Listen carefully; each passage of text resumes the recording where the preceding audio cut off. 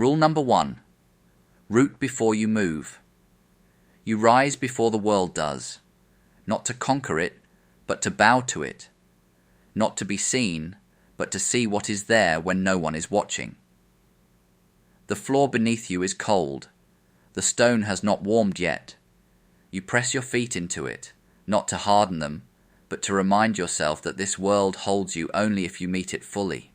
Breathe, before anything else, before the bow, before the stance, before the thought. The wind has no form, but it bends the forest. So does the breath move the body. You do not begin with movement, you begin with root. A monk once said, "The tree that sways in the storm is the one that learned stillness when there was no wind." You stand like that tree, not rigid, alive, unmoved. The others will rush. They will leap into fire with loud hearts. But you plant yourself in silence. The ground beneath does not ask for speed.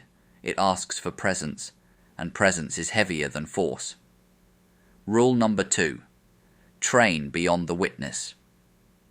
You move through the form slowly, a circle in the hand, a shifting of the hip, a fist that does not close. The tiger does not roar before the kill. A whisper from a master long buried beneath temple ash. You remembered it not because it was shouted, but because it arrived when you were still enough to hear it. No eyes watch you, only the pine trees, only the frost retreating from the stone. You hold horse stance until your thighs tremble, and when they do, you sink lower. There is no applause, only the breath, only the discipline that endures past the point where comfort would retreat. What are you when no one names you? A question scratched into the underside of a monk's bowl. You hold that question now. You do not answer it. You carry it. Training is not for the crowd. It is not to become feared. It is to become empty enough to be useful. Rule number 3. Carry emptiness, not ego. You sweep the courtyard at dawn. Each stroke of the broom clears the stone and the self. You carry water in buckets older than your teacher.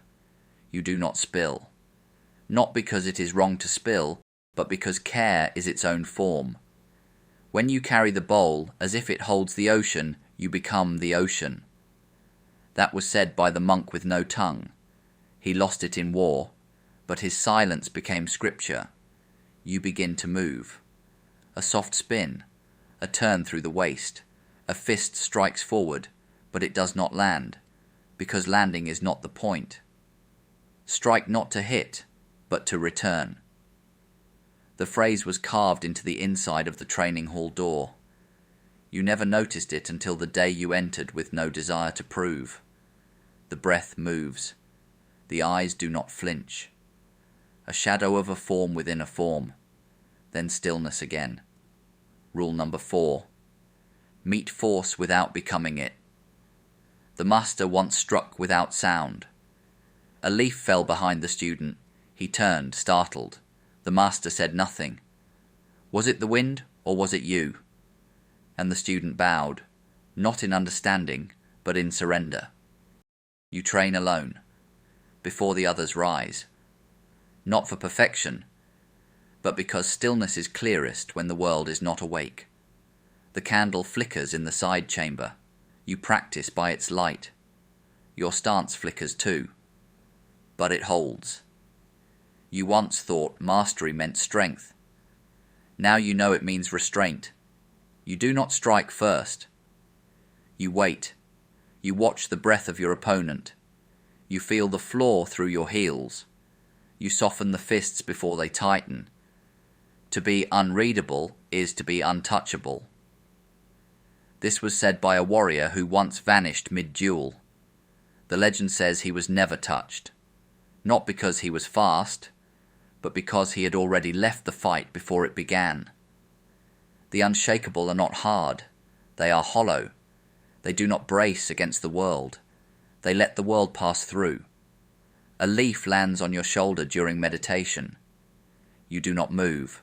The leaf does not move. Together, you remain.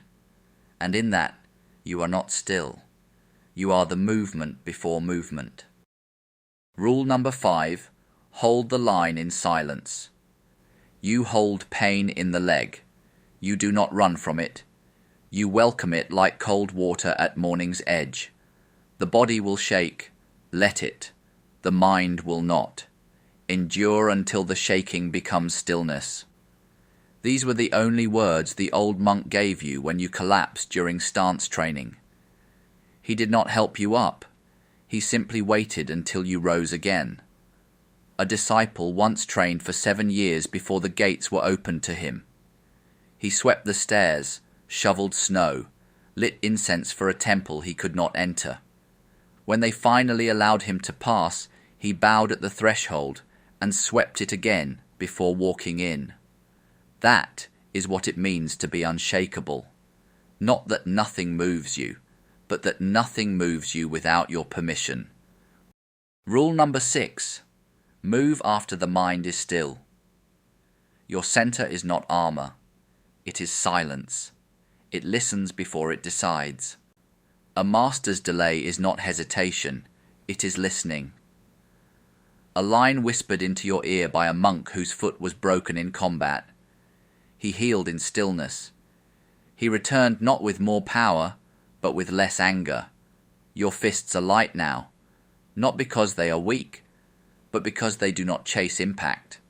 Let the opponent fall into their own force. Let your breath outlast their fire. The rain comes. You train in it. Your robe grows heavy. Your breath does not. The storm is not your enemy, unless you try to outrun it. You hear it in the thunder. You hear it in your spine. You slow the form, slower, until it feels like standing still, and then slower than that. Each finger moves like smoke. Each step weighs as much as a mountain, but your mind is as light as a falling petal. Rule number 7. Return to the beginning, always.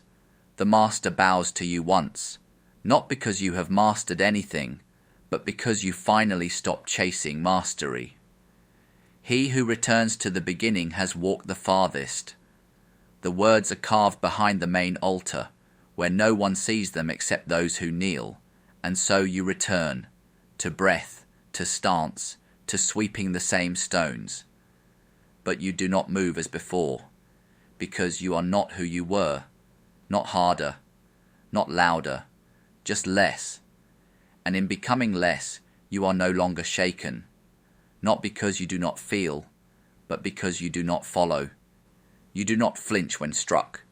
You do not rise when praised. You do not fall when ignored. You are the bowl that holds silence. You are the form before the form. You are the step taken without thought, without rush, without fear. And when the world collapses, as it always does, you will stand, not to win, not to prove, but simply because you are still.